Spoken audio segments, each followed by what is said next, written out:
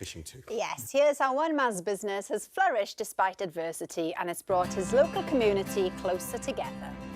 The scenery here is quite gobsmacking. I've lived here all my life, and I've never got bored of it. On a day like this, there probably isn't a better job. My name's Philp. I'm a prawn creel fisherman working out the Isle of Skye, and we're fishing for prawns using creels. Creel fishing is putting pots or traps onto the seabed. Now, these creels have got bait inside them, and if we land them correctly onto the muddy ground where the prawns live, then the prawns will be enticed into the creel. I skipper a boat called the Nemesis in the Inner Sound, and that's a body of water between the Isle of Skye and the mainland of Scotland. It's quite surreal here at the moment, really.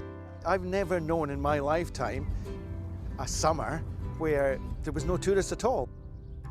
All the restaurants have got closed signs on the doors. Even the local chippies have been shut. It's definitely been very different this year to any other year I've ever known. As you can see, there's nothing. It's like a ghost town. There's nobody around whatsoever. But folks are just generally rallying round and supporting everybody else.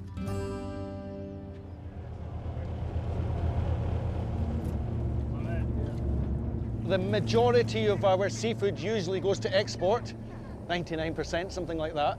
Spain, France, Portugal, Italy, they really, really value their high-quality seafood. And you know, when this virus thing kicked off recently and they went into lockdown in Italy, and essentially our markets evaporated. And so recently we've been trying to sell locally. We've got really no other way of staying in business, but because we otherwise don't have a market, we can sell a lot cheaper than we usually do. And the fishermen themselves would much rather find a way to sell to local people, and that's something that we're starting to put a lot of effort into now. When we first started doing the local sales, there was a bit of concern from some of the other guys that maybe there just wasn't enough market for everybody. So we all kind of agreed that we'd try and sell prawns on different days so that we wouldn't be stepping on each other's toes. And that's worked out. Thankfully, a lot of the locals have come out to support us, and that's really making a difference. Every Thursday, this is where we treat.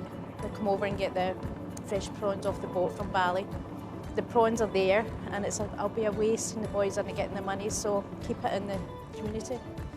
I think it's great. It's something we enjoy and something you don't usually get that often.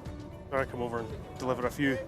We do ask a couple of our neighbours if they're wanting any, and see happy enough to drop them over here anyway. So. I think it's fantastic. It's a great way for the locals to be able to even meet up at the end of the pier and have a chat and buy locally is just great. Bringing the produce home, it's lovely.